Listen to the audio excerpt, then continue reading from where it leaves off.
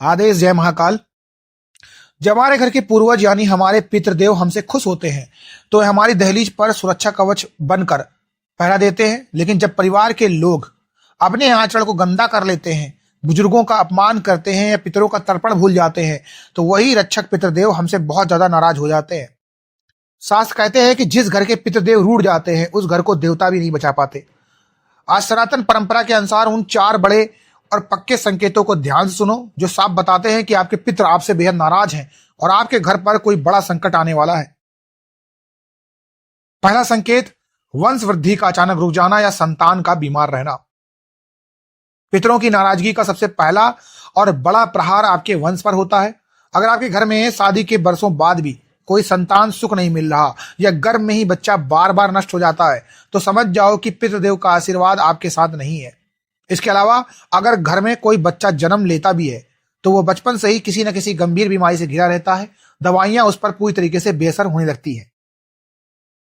दूसरा संकेत, अगर आप व्यापार में या नौकरी में बहुत मेहनत करते हैं लेकिन जैसे ही आपका कोई बड़ा काम पूरा होने वाला होता है, आखिरी मौके पर आकर वो सौदा अचानक टूट जाता है। तिजोरी में पैसा आने से पहले ही खर्चे के रास्ते तैयार हो जाते हैं।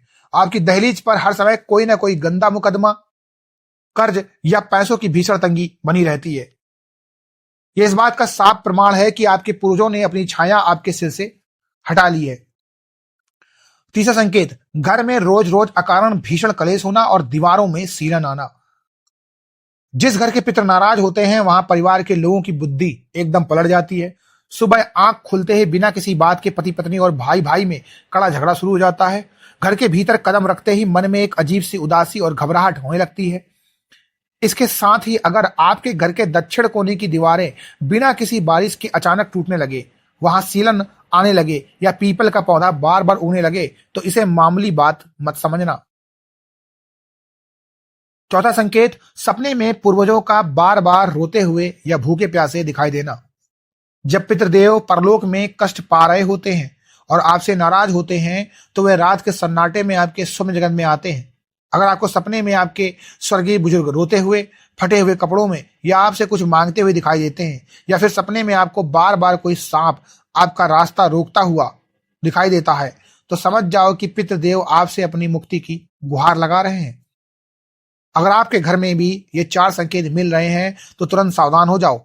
पितरों के इस कोप को अपनी दहलीज से शांत करने का एक ही अचूक नियम है, रोज सुबह रसोई की पहली रोटी गाय को निकालना, घर के बुजुर्गों का सच्चे दिल से सम्मान करना और अमावस्या के दिन पितरों के नाम का धूप दीप देकर तर्पण करना। पाखंड से दूर रहो, अपने आचरण को साफ रखो और पूरे भरोसे के साथ महाकाल के चरणों में लीन हो जाओ। आदेश जय महाकाल।